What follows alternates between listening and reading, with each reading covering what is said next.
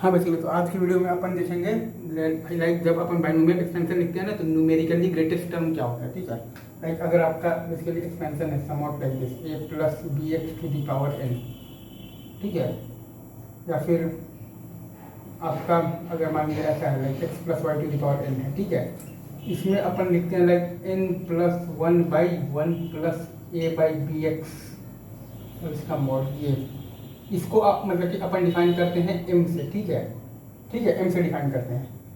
अगर m आपका basically integer नहीं है, ठीक है, अगर m आपका इंटीजर नहीं है तो r का वैल्यू होता है आपका GIF of the m। GIF अपन जानते हैं basically greatest integer function of the m।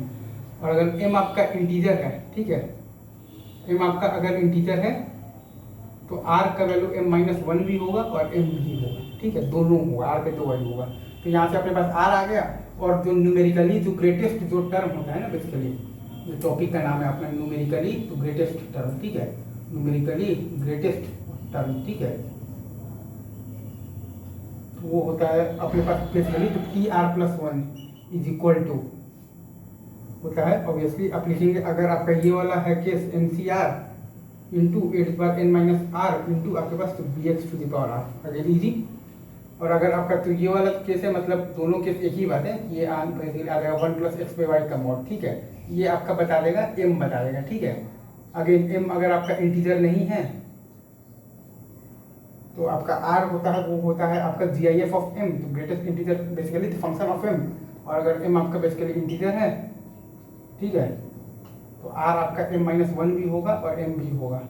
और जो न्यूमेरिकली जो ग्रेटेस्ट जो टर्म होगा वो होगा आपके पास बेसिकली तो T R plus one is equal to N C R X to the power N minus R और Y to the power r.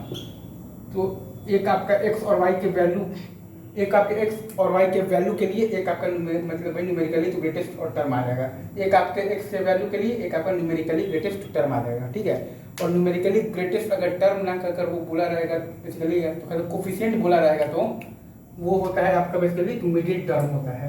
अगर वो खाली बोल देगा बेसिकली आपको पास बात कर रहा है बेसिकली तो कोफिशिएंट का, तब आपका वो तो मिडिल टर्म हो जाएगा। और है तो आपका एक मतलब इवन टर्म से दो इवन है तो और तो एक टर्म वो हो जाता है बेसिकली। अगर वो न्यूमेरिकली ग्रेटेस्ट अगर कह रहा है बेसिकली कोफिशिएंट कह रहा है तो, और अगर वो न्यूमेरिकली तो ग्रेटेस्ट टर्म कह रहा है तब आपको ये अप्रोच करना है। और इसका बेसिकली तो प्रूफ आता है बेसिकली तो T R plus one by T R अपन निकालते हैं, वो एक पॉइंट तक तो बढ़कर घटता है। तो ये अपन निकाल कर देखते हैं कहाँ पर मैक्सिमम आएगा, वहीं पर आपका T R plus one maximum आता है। ठीक है, तो ये वीडियो में बस इतनी, बाकी बातें नेक्स्ट वीडियो में और